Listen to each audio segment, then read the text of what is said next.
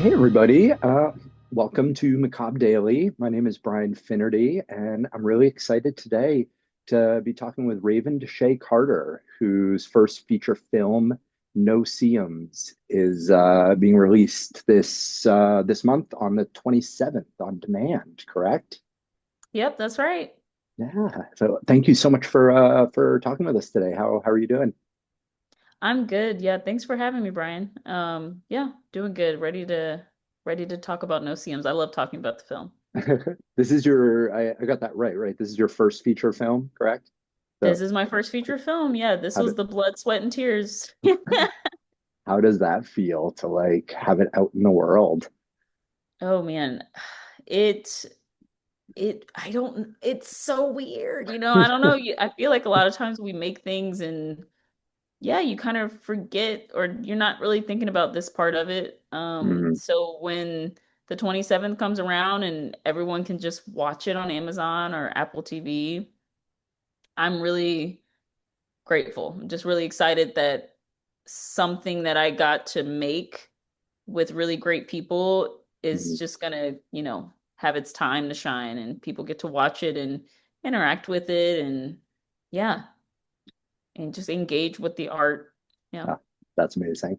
So I'm going to ask you questions about the movie, I promise, but I have to first just like ask you to give a shout out to whoever put together the press materials, because I was reading through them last night, and the biting midges obviously play a big role in this movie. And I swear I thought there was a bug crawling across my computer screen, and I was like wiping at it before I realized, oh, those are illustrations of the midges from the movie. Yeah. No, So yeah, I mean, we just have a really great VFX team, like they did so great with bringing those bugs to life and giving them like a mood and feel. I feel like every time we see the bugs in the film, it's like, okay, someone's angry. Yeah, there's some rage being depicted on in the story when they show up. yeah, exactly. I'm glad they got you. I'm glad they fooled you a little bit. Oh, definitely. So boring first question, but could you just give a quick little synopsis of what is the movie about? Yeah, Noseeums is about a young woman named Ember. She is a Black woman in America, and she's very disconnected from herself, from her history, from her ancestors, from her personal family. And she goes on this road trip with these so-called privileged friends who are just terrible. They're not friends at all. The so-called is And about the friends. They're definitely yeah, privileged. yeah. Yeah, and when they get there, the land just so happens to be previously owned by her ancestors. So they go through this supernatural way of trying to get that back, and they kind of use Ember to do it. Yeah, for sure. Um, Yeah. Now, I was reading in I think your director's statement that when you first read the script, you saw kind of a younger version of yourself in Ember. Is it fair Mm. to say that you felt like a connection with that character right away? And Yeah, definitely. Yeah, I think maybe a little bit younger because Ember's in college, so I would say like mm, maybe like my high school self, definitely for sure. I grew up in a predominantly white area, okay, so having to maneuver and survive socially and be very observant was big for me. And I didn't, you don't even know you're doing it until mm, you are 25, 24, making a movie about it.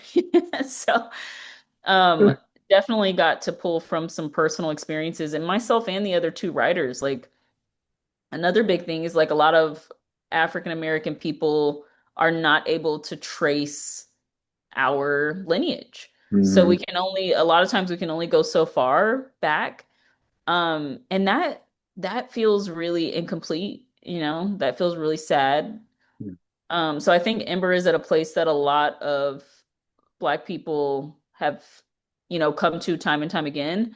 I want to know more about my family. I want to know who my great great grandfather was, or however many greats. And it just feels very tough to get that information and to learn more about yourself. So going back into that disconnected protagonist that we have in Yeah. Ember, yeah, I saw myself that way, and I had the writers, the other two writers, to lean on in that area for sure. Yeah. Yeah, I was fascinated by the idea of like framing the ancestry stuff as research. Like in that one of the first scenes of the movie, the professor is talking, and I'm assuming this is factual, that they said ancestry research is like the most popular and common research done in our society, or online research, right behind pornography, of course. Yeah. Um, but I mean, Yeah. we all think about ancestry all the time, but Mhm. yeah, thinking about it through that like academic lens of this isn't just learning about yourself. This is historical, social research. That's a really interesting angle. Yes. Yeah, absolutely. Um, what's funny about that scene, it was not originally in place. That Okay. scene was, I wrote that a lot later. And then we went to shoot it in some pickups and we put it in the film. I think Okay. I knew that we needed some type of scene to give us some information about the subject matter. And Hmm. I just felt like a scene like that honestly was doable because like we're on a campus when we're shooting, like we were all, it's like a grad student, so Hmm. I had a, I had access to a school. Use what you um have. yeah, yeah, and it worked out well, so yeah, I appreciate you for, yeah, just recognizing that and Oh, seeing that scene. Yeah. that's cool to hear that it came out later because it's I felt like it was a super important scene in just setting up the type of story that it was going to be. I mean, we see in horror movies scenes of like students chatting with their professors all the time. I'm thinking of like Scream or Urban Legend, and of course, because this is what most genre is, it's usually a bunch of white students talking to their white professor. And with this movie, just right from the bat, you had Mhm. this classroom of predominantly black students talking with their black professor, Yeah. and it was just not in an over the top way, just very clearly a black story Yeah. right from the word go. Um, Yeah, absolutely. Yep. yeah. And then that was an interesting thing about Ember too. I feel like, and I'm sure this was intentional, but putting her as the one black character with a bunch of white friends in any other horror movie, she would of course just be the token black character in the story. Mm-hmm. Um, and in the scene where they were driving to their vacation, the Mm-hmm. thing that stood out to me was, oh my God, this group of friends, for better or worse, and it was done in a really like uncomfortable way, but they actually acknowledged that this character is black. She wasn't just an extra random girl who happened to be black. Um, Yeah. Yeah, yeah, that was yeah, that was fun to, I don't know, write and do. And I haven't really thought about it like that you're right. Like in most movies it wouldn't have even been, mentioned, but mhm. we made like a point to highlight her blackness. Yeah, because I mean, this story, like you're talking about delving into ancestral heritage and stolen property. I mean, please correct me if I'm wrong, but like this story has to be a black story. Like it doesn't exist if it's not a black story. Is that correct? Yeah, absolutely. I think so. I do feel like since I've had so much time to like sit with it and think about the film, like this could Mm, also be, like a Native American story. Like mm, they were here, So I like to think of it, something that we would always say is like everyone's backyard is someone else's graveyard. Like mhm, that's something we said a lot, like on set and during pre-pro, like everywhere that we inhabit in America, it's like it was like previously lived on or mhm. someone died here or whatever. And that's just so odd to think about that there's like, people walking all over the place in like a ghostly way. Absolutely. Yeah, and I didn't even think of it till just now, but it goes back to stories like Poltergeist, right? It was probably one of the original ones about you built this community on top of a graveyard. Um, uh, but again, what is so awesome about modern horror in particular is we're just finally like shifting the perspective of who we're telling these stories through, which is super important. Hmm. Yeah. Yeah, definitely. Yeah. Uh, was just directing this film, kind of a really general question. Was there anything that surprised you about the process of putting this movie together?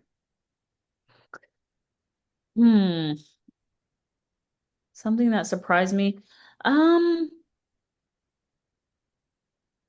we shot for about 24 days. Okay. So I don't feel like I was met with too many surprises. I feel like even though we were shooting like overnights and stuff, like, of course, like night shoots are gruesome. I actually felt like well rested. Like I feel like I was able to sleep. A lot of people aren't able to adjust super quickly, but Yeah. give me some blackout curtains and I'm able to adjust. Like I was fine.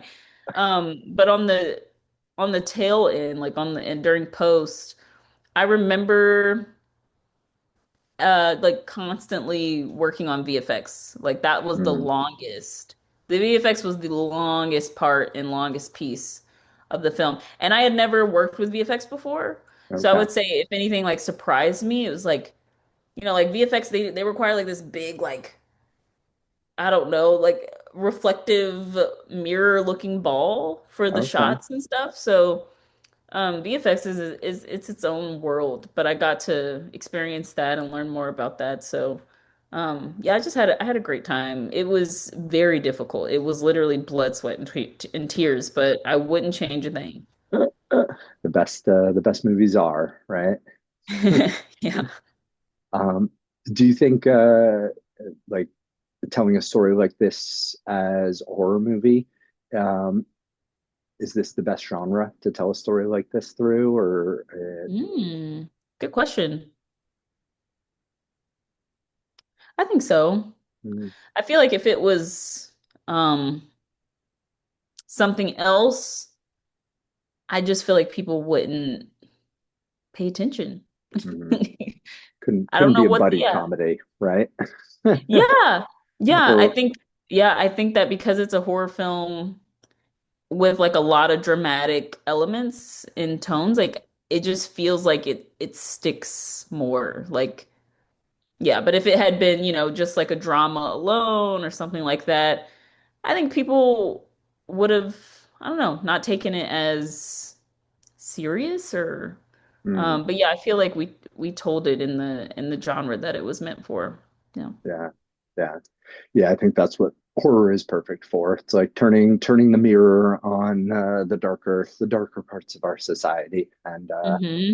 what I've always said is it's one of the genres that's just like not scared to show us that the world can be kind of shitty and a scary and dangerous place.